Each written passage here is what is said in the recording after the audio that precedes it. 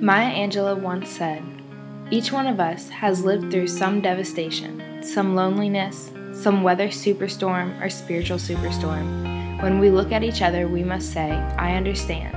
I understand how you feel because I have been there myself.' We must support each other and empathize with each other because each of us is more alike than we are unalike." I love this quote because it embodies the importance of supporting and empathizing with one another at all times. I think it also highlights the need we have to not only understand each other, but to be understood by others as well. My need to understand and empathize with the people in my life led me to a major in psychology, where I learned the best way to understand why humans do what they do is to simply study them. It seems that more often than not, when we study people, we study them by numbers. For example, we say things like 1 in 5 people are unemployed, or 30% of the population are African American, or that there are 400,000 people in the city. But if we're trying to study people, like really study the ins and outs of their behaviors, there's only so much numbers and statistics can tell us. The problem with numbers is that they don't actually tell us the things worth knowing about a person.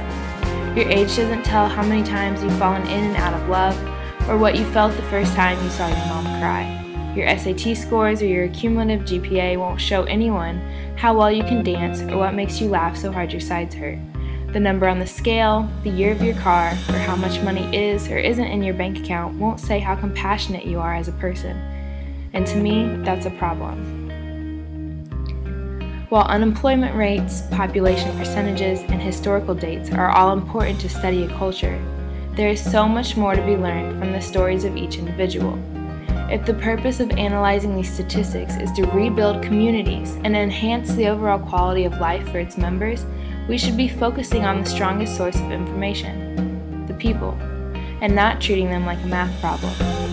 There is a wealth of knowledge in the stories behind each and every person that could aid in the reconstruction of their society by taking into consideration what they have been through and what they hope to achieve. These stories can't be defined in their entirety by a few numbers. Through my few short weeks in Croatia, I've had the opportunity of learning some of the most beautiful stories as they continue to be written. Stories of war, both fought physically and within our own minds. Stories of friendship and laughter, and stories of hope and recovery.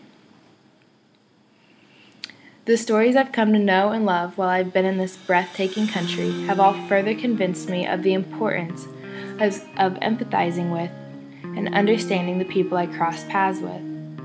In turn, I've learned yet again that we are not defined by our numbers.